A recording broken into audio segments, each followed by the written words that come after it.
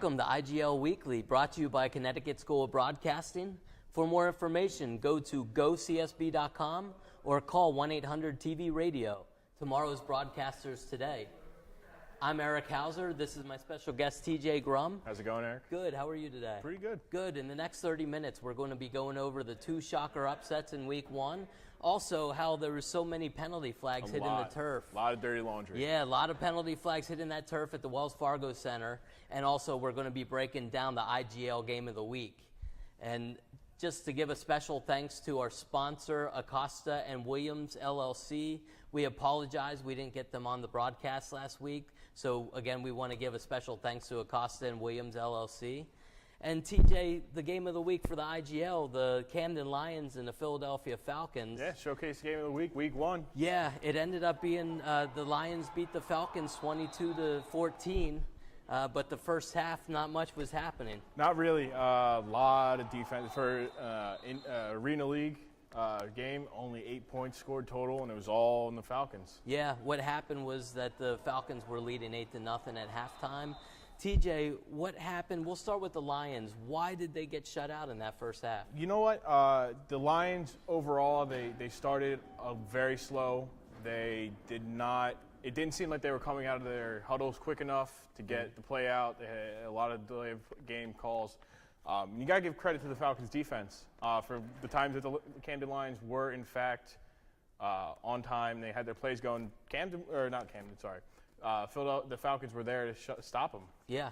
I did also notice that when the Camden Lions were in shotgun set, they were messing up their snaps and shot themselves in the foot. Yeah, a lot of times if they started getting rid of them, started to get behind the defense, at times they would shoot themselves in the foot. Bad snap over the quarterback's head. It's just that's not good, especially when you have momentum and you're not putting any points on the goal. Yeah, exactly.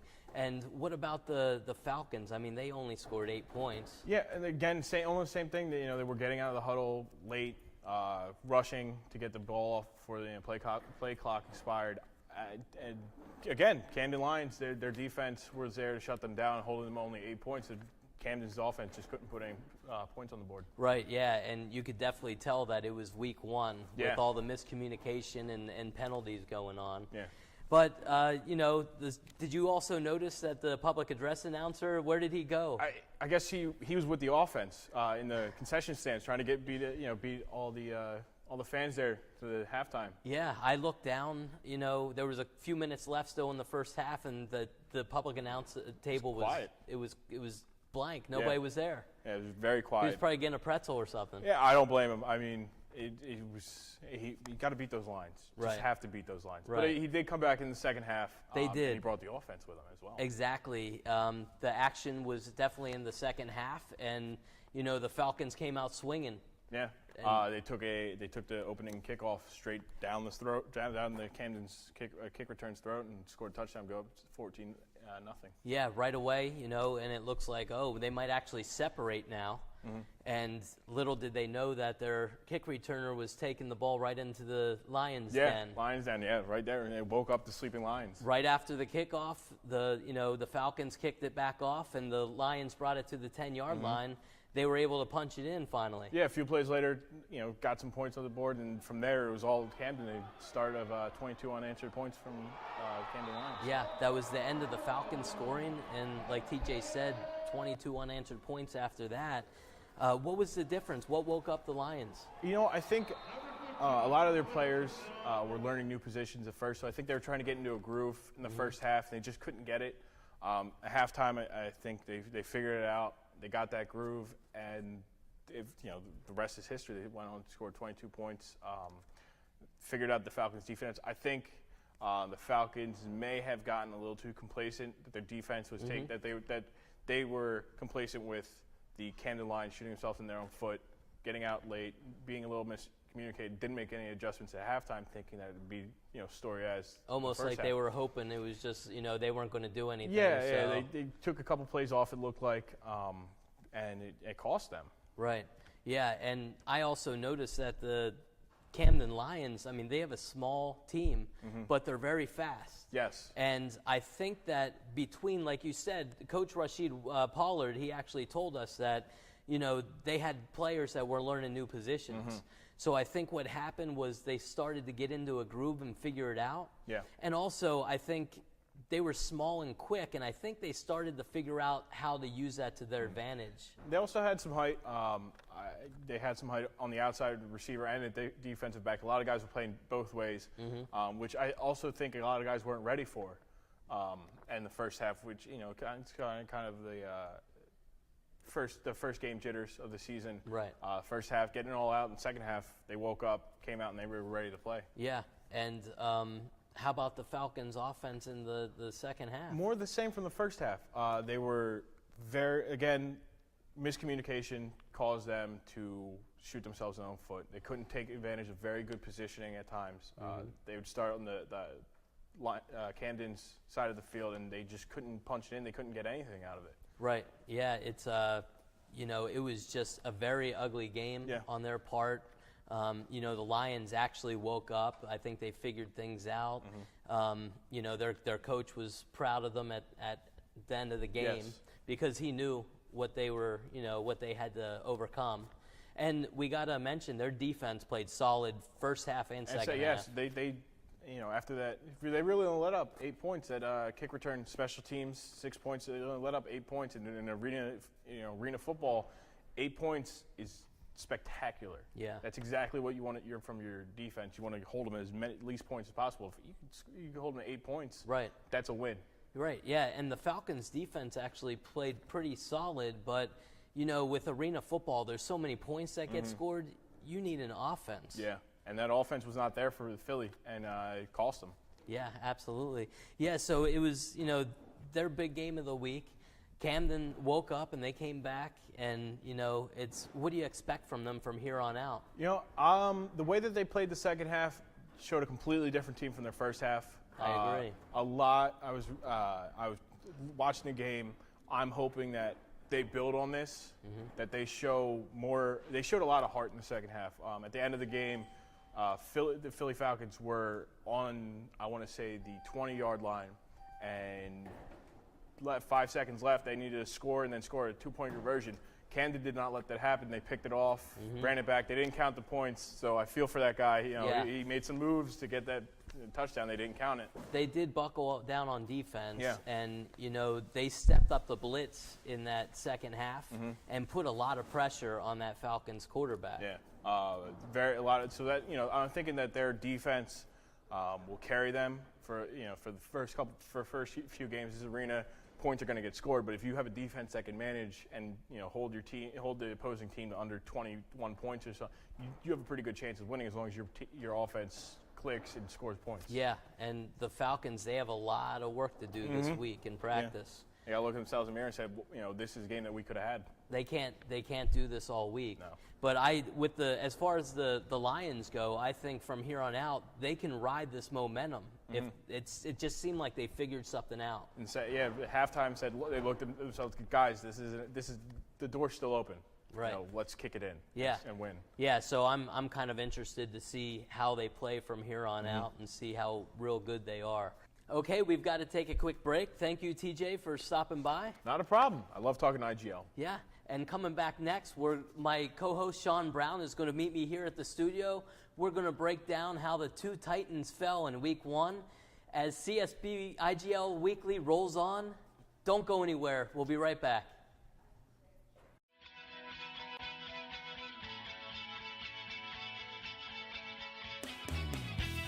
Are you looking for a career in broadcasting? Does a life working in TV or radio sound right for you? Then it is time to get connected with Connecticut School of Broadcasting. Get hands-on training from industry professionals. Learn what goes on behind the scenes in a TV studio. Learn how to be a news anchor or cameraman. Talk sports on the radio and find out what goes on behind the microphone. Edit audio and video with Adobe Audition and Final Cut Pro. CSB even has a brand new campus right here in Cherry Hill. Attend one of our open house studio tours to check out the new building and meet the instructors. Stop wasting time and get connected with Connecticut School of Broadcasting. For more information, visit gocsb.com.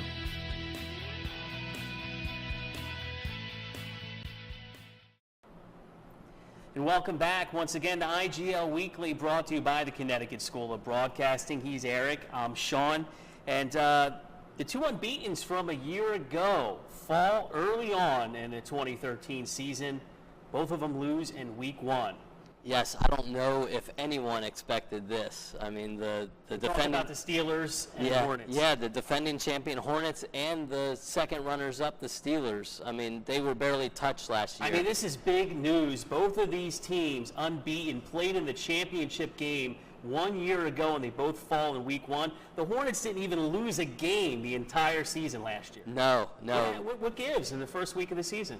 Man, it's they didn't look good at all yesterday on either side of the ball. A lot of turnovers, a lot of penalties. That pretty much told the story on their side. It's just so sloppy play. Yeah, it's a new season. A lot of people, you have a target on your back when you're the defending champs. A lot of teams are gunning for you. You know what's crazy? The Panthers played sloppy too, and they still won 20-6. Yeah, we're talking about the ASI Panthers. They had 26 points to the Hornets 6. Impressive fashion, beating the defending champions in week number 1. The ASI Panthers, by the way, what does ASI stand for? Oh, man, you really want to know? I do. Okay. All-Stars Incorporated, believe it or not. All-Star, so they've got an all-star team. Yeah. Apparently, I guess that's why they beat up on the defending champion Panthers in week 1. I guess that's where all the All-Stars fall. They should win everything. They beat up, I should say, on the defending champion Hornets. Let me correct myself there. So 6 turnovers by the Hornets. Really difficult to win a game at any level when you turn the pigskin over 6 times. Well, you know, I think it was a combination between it being the first game of the season and also the Panthers' defense. You know, they put some good pressure on them. You know, the quarterback Abdullah for the Hornets, right. he threw those 4 interceptions, like I said, fumbled once, and the team had a turnover on down. So it's tough to win a game that way, let alone their defense had a lot of offside penalties. Yeah. So, you know, they were just shooting themselves in the foot the whole game, and I don't think anyone expected that. Yeah, speaking of sloppy, it wasn't just the Hornets. No. The Panthers also were having some problems. I would say about I counted 10 delay of game penalties, but they were still able to win. Yeah, it sounds about right. There were a ton of delay of game penalties, and I don't know if these teams aren't practicing with the game clock. Yeah. Or what it is, but you could see that they just weren't getting their plays off in time. And, you know, if the Hornets played well, they could have beat them, but it didn't happen. And Brownie, who's the quarterback for the Panthers, he kept them in the game, and they started scoring some points with his legs. His legs were keeping him in the game a lot of the time. Yeah, I agree with you, and it seems to be a common theme, at least through week 1. A lot of these teams are having difficulty, especially on first down, with that play clock. So many delay of game penalties in week 1. Yeah, I mean, the only thing I can think of is maybe these teams weren't practicing as much in practice to get ready for that. But with Brownie, the quarterback, I mean, I didn't know if he was going to last the whole game. I mean, he's got this real thin frame. Yes, he does. And his legs are real small, too. I thought he was going to get snapped in half, but I'll tell you what, he used those legs when he got pressured. He got away, and he had some very important runs for his team. So I think you've said the answer already, but in addition to the 6 turnovers, which obviously helped by the Hornets, why were the Panthers able to win the game? You know what? They clicked more on offense. I think their offensive line kept some of the pressure from the Hornets away from the quarterback. Yep. And when the quarterback Brownie was pressured, he was able to scramble and make plays that way. He kept the play alive. Absolutely, yeah. And he made great plays, and I think that's how they were able to separate from the Hornets, and everyone was waiting for the Hornets to catch up. Yeah, Brownie did play well. He had that 1 turnover in the first half, but really did a good job taking care of the football in the second half. Yes, he did. After the game, following the big win by the Panthers, their head coach Bill Mathis gave a victory speech to his team. Let's take a look. Bring it in, baby. Let's go. All right, first of all, I want you all to give yourselves a round of applause because you deserve it. Very good. The team you just beat out there is a very good team, okay? Let's not take anything away from them. They're a very good team. They won this league last year for a reason, okay? We're going to probably wind up seeing those guys again down the road. That's why sometimes it's better to use discretion as opposed to go ahead and rub it in their face. Okay? We may see them again, all right? Everybody did an outstanding job today. We had people filling in holes where we, had injuries and stuff. Guys that never played those positions before, doing a great job. Okay, this was a team effort with a capital T. today, man. All right. I want to know about injuries. Okay, when everybody's home and stuff, I want text messages. I want to know how you're feeling. I want to know what's going on as far as everything. Thursday night, we're going to go back to 57th and Vine. Is that right? Yeah. Okay. Yeah. Listen. I want you to enjoy the rest of today. Tuesday? Thursday. Okay? I will get you the times as far as next Saturday is concerned. Let's worry about Thursday, 7 to 9. Get me the injury report. Fellas, couldn't ask for more. Let's go. Let's go. Yo, let's get a victory on 3. Victory! 1, 2, 3, victory! So interesting words from Bill Mathis, the coach of the Panthers there, inspiring his team, very proud of his team knocking off the defending champions, but basically a lot of responsibility comes with that. Yeah, it does. Yeah, it's and he should be proud of his team. I mean, they pulled it through the first game of the season. They're 1-0, and they're a new team in the league. And they can't take it for granted. They have to continue to move forward with that momentum. In other stunning events in week number 1, the Delaware Bucks, the Buccaneers 42 over the Conchie Steelers 18. Another surprising turn of events. Yes, another blowout. I mean, they turned up the heat. The Buccaneers, I mean, they scored often.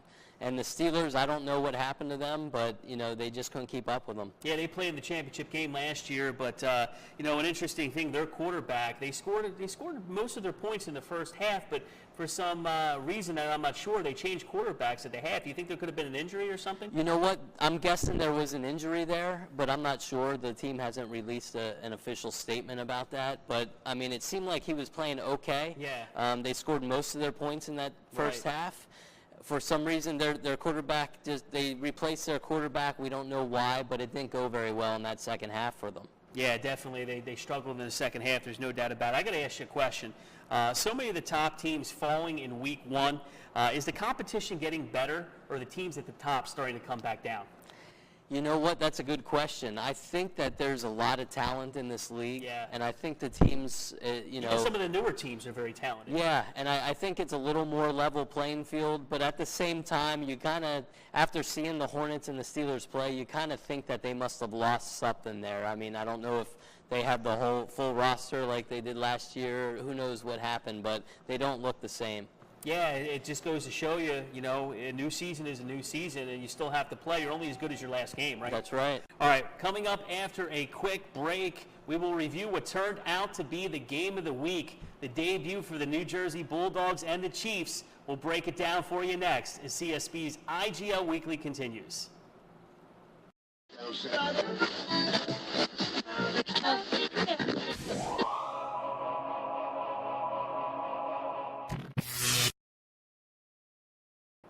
We are back, final segment on CSB's IGL Weekly, powered by the Connecticut School of Broadcasting. Tomorrow's broadcasters today, he's Eric Hauser, I'm Sean Brown. And, we want to plug All Noise Radio. We're going to do a Bulldog segment here for the duration of the IGL season. You can hear the Bulldogs games on All Noise Radio at allnoiseradio.com. I was fortunate enough to do the play-by-play for their first game, so we want to let all our listeners know to catch all the action on the radio. How did that go, by the way? It went good. It was a lot of fun calling the game, and more importantly, the much-anticipated debut of the New Jersey Bulldogs went well. They won their first game 36-28 over the Frankfurt Chiefs. Yeah, it's the coach especially thought it was going to be more of a lopsided game, but hey, they got the win. That's a little bold, don't you think? Yeah, but that's the way they are. Coach Turk, he expects the moon, and he expects them to blow out and probably a shutout every game. It didn't happen. It's their first game this season. They're 1-0. You can't be too down about that. I got to give Coach Turkel some credit and some props. I was in the back of the Wells Fargo Center as I was getting ready to do the play-by-play, making my way up through the stands, and The team in purple backstage was pretty fired up in the locker room. They were really ready to play. They were. You could hear them barking as they came onto the field, and every time, they made a good play, their team was barking, and they brought the energy. They really did bring the energy, and they carried that onto the playing surface at the Wells Fargo Center. Back and forth game. The lead changed changed hands many times in this game. It did, yeah. It's they were going back and forth. It was a close game. Yeah. You kind of expected one of the teams to start breaking away. Never happened. No, I expected the Bulldogs to start pulling away and get some things straightened out. It took a while before it seemed like they started getting going. But yeah, it was a great game though to watch. Yeah, it was. Jeremy Bertuck, the quarterback of the New Jersey Bulldogs, he had one interception on a tip, kind of unfortunate, but otherwise he played a pretty strong game, I thought, and led the Dogs to victory. He did. He played a solid enough game to win. I can't blame that interception completely on him, but that's what happens. I mean, he's a solid quarterback. Yes, he is. We saw that in practice, and we could see that on the field yesterday. And he's going to be there all season long. Very accurate passer, good arm.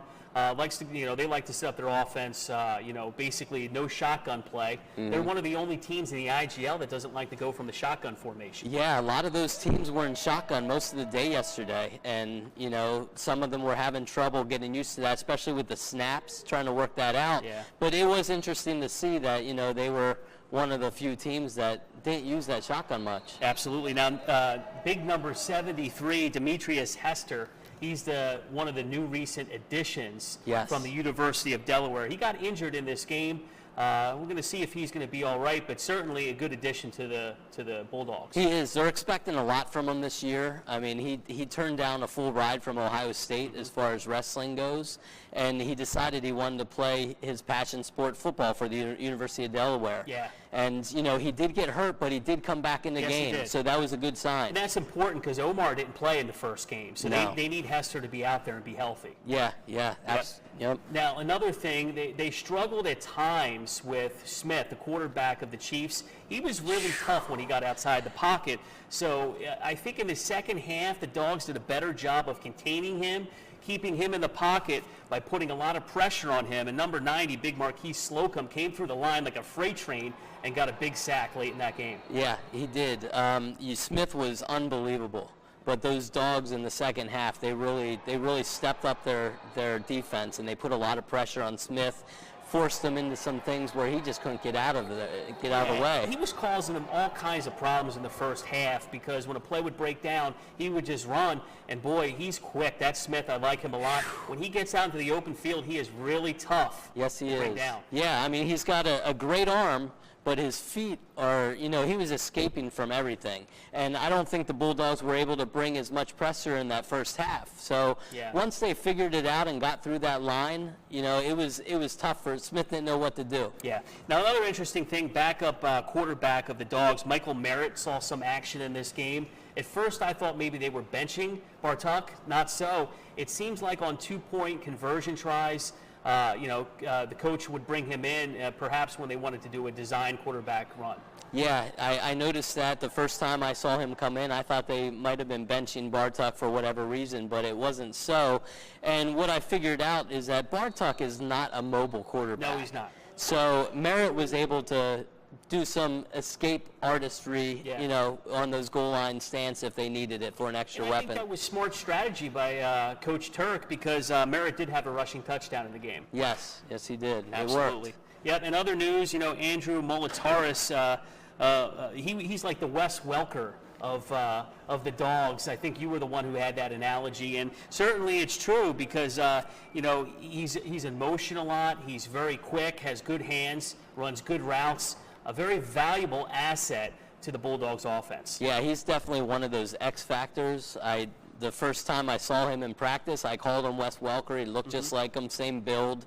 He's not a very tall guy, very quick. Runs his routes real well. I've noticed that in practice, and that's a sign of a really good receiver. And they use him as kind of like a hybrid. I mean, you saw him get the the ball handed off to him, and he makes some things happen. Yeah, Molitaris is very quick. As a matter of fact, not only is he dependable in the passing game, but he actually scored on a running sweep play, so also very valuable in the running game as well. Yeah, absolutely. And how about that touchdown when that diving catch he made in the back of the end zone? Spectacular, great catch. It was one of the best catches you'll see at any level. What an athlete, yes. Now, defensive back, William Crawford, number 8, did a great job in pass defense. We also saw him line up as a wide receiver. Strong play by the DBs of the Dogs in the second half. Let's face it, this was a close game after halftime, so it really came down to who was going to stop who in the second half, and give the Bulldogs a lot of credit. They were able to get some big stops. Yeah, their defensive line came together to get that pressure on Smith, and like you said, their DBs were all over the receivers like blankets. Yeah, now, Dijon Thomas, we both know Coach Turk is really high on this guy. He's a guy that is one of the big-time receivers on this team. Had a couple of drops in this game. I was kind of surprised. He did. They're expecting big things from him this year. But, he did have the dropsies. I don't know if it's because it's his first game in a while. I think he took a couple years off of football. And, he might have had some jitters or whatever the case may be. But I expect Turk to correct that in practice. Got to turn the page quickly, as the scouts are watching, and the most important thing you could do is put it in the rearview mirror and move on. Right. He's got the talent, no question about that. Coach Turk is going to address that in practice, and I expect big things from Thomas this year. So I think the overall, the thing I took out of this game, very impressive, 36-28, the Dogs won, but a lot of mental miscues, having problems with penalties, a lot of delay of games. These are things they have to sort out. The coach, I talked to him after the game. He didn't seem overly impressed at the way his team played, but certainly a lot to build on. And if they can eliminate those mental miscues, I think they're going to be all right. Yeah, I think so too. We both ran into him after the game, and he's a little disappointed because they didn't win 60-0. But that's the way Coach Turk is. He expects perfection, and he mentioned that he's going to have his team running in practice. Yeah, absolutely. Because they're not quite as in condition. He wants to run this up tempo offense. So his big guys have to be in condition, and I think he's going to work on that. Yeah, absolutely. Now the Chiefs lost, but perhaps victory in defeat because they got good play out of their quarterback, number 4, Smith. I think he's a rising star in the IGL. I really do. He can beat you with a lot of ways, with his legs. He can beat you he's got a cannon of an arm, loves to go downfield. He got hurt late in the game. We'll check his health status, but the Chiefs hope he's healthy because he's going to be a big player in this league. Yeah, if he can remain healthy, he will carry that team. And if he's healthy, I expect them to be in there at the end of the year. Absolutely. Well, that's a wrap for this week's show. We'll remind you we'll be here each and every week throughout the course of the IGL season. For my partner, Eric Hauser, I'm Sean Brown. We'll see you next week right back here on CSB's IGL Weekly.